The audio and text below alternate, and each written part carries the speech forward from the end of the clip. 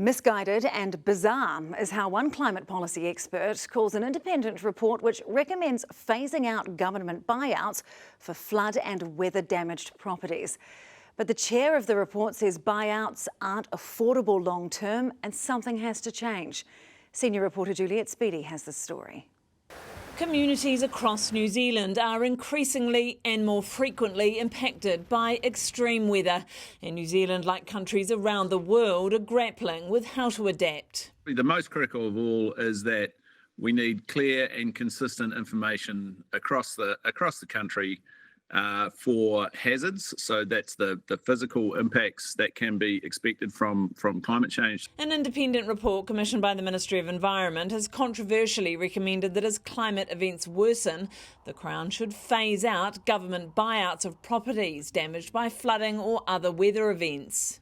The real challenge we see is as properties grow in value and these events become more and more frequent, we're just growing this potential future liability for the government to a point which at some point it's just going to say, we can't do this. It's not sustainable. We've got to change something. But a Victoria University climate policy expert says that would be morally bankrupt. It's just mind-boggling that you can expect somehow in an interdependent world just to rely on individuals in the face of unprecedented risks making, quote, kind of rational decisions, often when they have no resources to make those decisions. So I find this report just utterly bizarre, frankly. It's one of the most misguided reports I've ever come across. The government says it'll work through the recommendations. There is a very important balance between the very Kiwi instinct to help people when they have misfortune versus subsidising people to buy in dangerous places. The government has to find that balance. Jonathan Boston says the long-term plan needs to be prepared carefully and collectively and not be left to individuals. He goes as far to say that this recommendation, if implemented, would de-civilise New Zealand.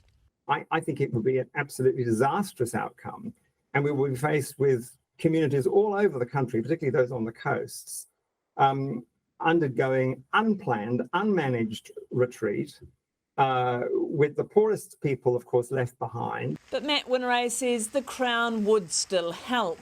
It's really important that Crown's obligation to alleviate hardship post an event remains. That doesn't change pre and post this. But what does change is, the implication of Jonathan's statement is that we implement a policy of effectively underwriting everybody. The one thing everyone agrees on is the problem is only getting bigger. We are grappling with this reality. There are higher costs being put onto councils and onto central government thanks to weather events. We saw that 2.5 years ago in Hawke's Bay, and it won't be the last time. A problem that governments, councils, banks, insurers and homeowners now all have to face.